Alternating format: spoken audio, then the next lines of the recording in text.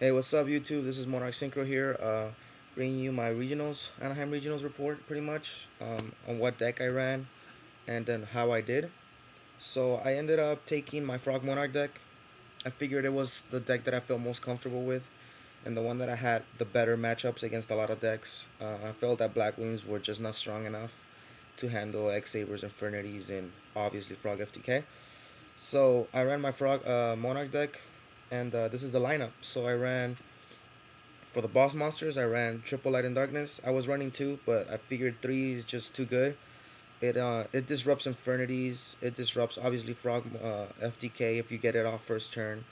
Um, X Sabers have a lot of trouble sometimes with this card too. Negate their Dark Souls, and then just the pluses that this card gets is amazing. Not to mention that when they kill it, you just get to bring out like a Gores or a Monarch or even a Substitute back to just try to like do more shenanigans with it. But Triple Light and Darkness is just it worked amazing. For the Monarch, I ran obviously three Kaias. They're too good not to run at three. They're just the main Monarch. Ryza, you gotta run three. This card is so good when you know your opponent's backfield. After you've looked at his hand with Trapdash or whatever, you just keep spinning his back row and like just setting him back a turn. And like if you know what it is, then you just keep poking with the rises, and it's just pretty much a game-winning card to me. I ran two Testalos. It's always a good move when you go Soul Exchange their monster if you don't know what they're running, and then into that, because that just gives you so much information. Because you get to see the monster that was face down, and you get to discard a card. So I just like the first turn Testalos Soul Exchange move. It works pretty good, and like I said, it forces a lot of cards. It forces three cards from them. You destroy their monster, you force a bottomless, and you discard a card. So I just like it. It's a good +1. And obviously I ran the Gorse since you don't run that many traps in this deck. Gorse is amazing. I ran two Faders. Like I said, I don't like three. It clogs sometimes. Like you just find yourself with three Faders. But I mean, like I'm thinking I'm gonna switch it up to like three Faders now that Light Swords are gonna be good for next format. And I'm thinking of running this deck still. I might post the deck like in a week and a half, because I still have to figure out what's gonna be good and what's not.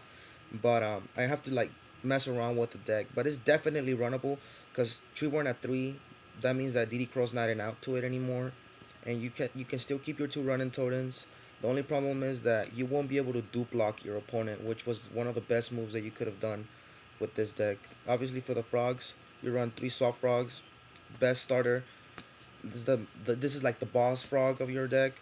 So you just summon it, dump the Treeborn, that gets your stuff started. So you gotta run it at three. Um, Three dupes, like I said, this card is amazing. It's a Sangan, it's a Marauding Captain. It's just too good not to run it at three. And for like I said, first turn dupe lock, your opponent has almost no outs. Their outs is pretty much to try to like Bionic, bounce this stuff, or try to set their torrential if they drew it, and or try to like brain control, tribute for Akai's, remove the other one, stuff like that. But this card is too good. It's a recruiter. Like it gets you your soft frogs from your deck when it gets sent from the field to the graveyard. It doesn't even have to be destroyed. The only problem is that you miss the timing when they tribute it or when they synchro with it and stuff like that. So just keep that in mind. Obviously, you run the two substitute. Three is too much. You only really need to get two out. Because if you, the problem that I had with three is when once you got this one, it was tough to like try to figure out what to dump with the swap frog. Because with the swap frog, you obviously want to dump the running totems. So having to dump this, an extra one, like I always managed, like I don't know, I always kept one in the deck, and that kind of messed up the synergy of the deck. You obviously run two Treeborn frogs. You gotta run two. Two running totems, same deal. You don't want DD Crow to just get rid of one and you can't do anything else. And they stall like crazy against Lightsworn too. And then just one Unifrog, just good to like keep it there first turn, keep your opponent in check of what they're gonna set, so that because obviously you're just gonna poke with it and destroy their back row. So that was the monsters. How much time they got? Okay. And this is the magic.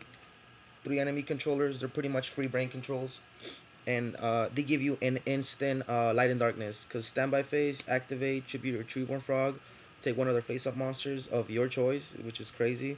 So, and just get the Treeborn Frog back, and instant light and darkness right there.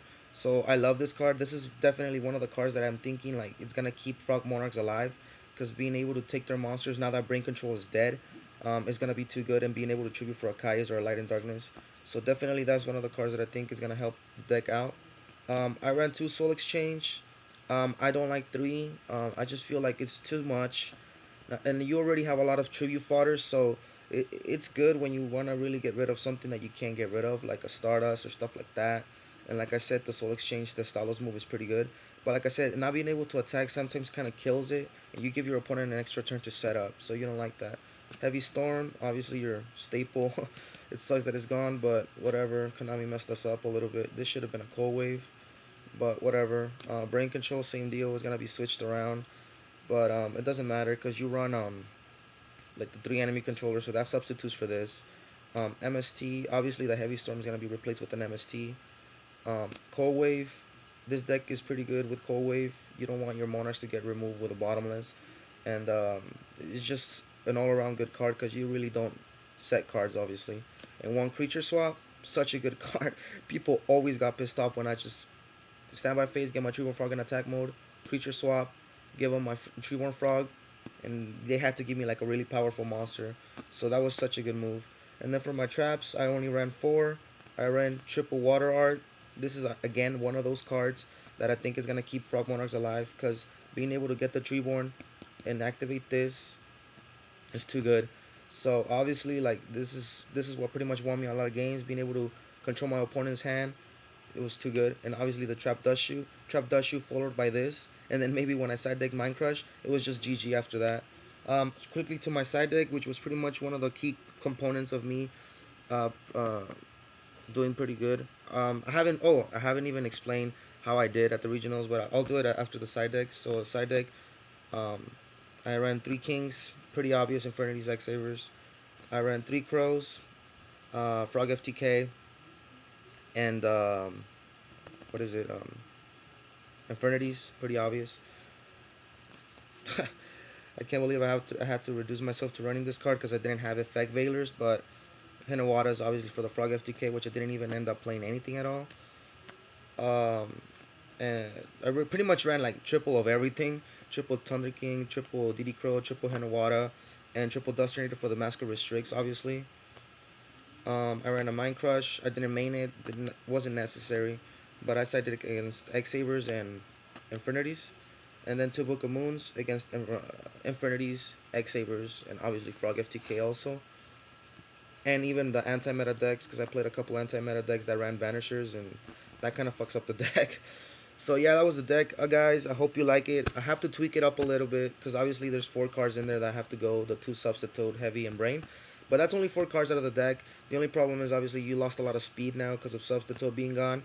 But nonetheless, hopefully the next format is not gonna be too fast. But at the same time, is X Sabers didn't get touched at all. Cat was whatever's. They still have Volgart, so X Sabers are gonna be pretty strong. I figured like hopefully Frog Monarchs can give them some sort of fight. But like I said, I have to switch the deck around. As for how I did, I started off 2-0. And then I lost to one of my friends. He was running Frog Monarch / Absolute Zero, so he was a better matchup against my deck. Then I lost to some Lightsworn 5th round, barely lost to it. So I just decided to drop, went to win a box, and after 5 rounds I got to the finals, and I pretty much lost to a crappy GB player that was just stalling the crap out of the games, and he was just pissing me off. And he had a bunch of friends just like whispering, and they didn't let us really play that good. So but it didn't matter. I got to the finals, I beat some pretty good people along the way. And yeah, guys, that was it. I also at the regionals I saw Mr. Love Glove. Shout out to you, man. Thanks for letting me borrow your Hinawata. And also to D Watch Productions, I saw him there too. I was gonna get some videos up on, but I guess we didn't have time. But yeah, guys, that was it. Comment, rate, subscribe, and I'll talk to you guys later.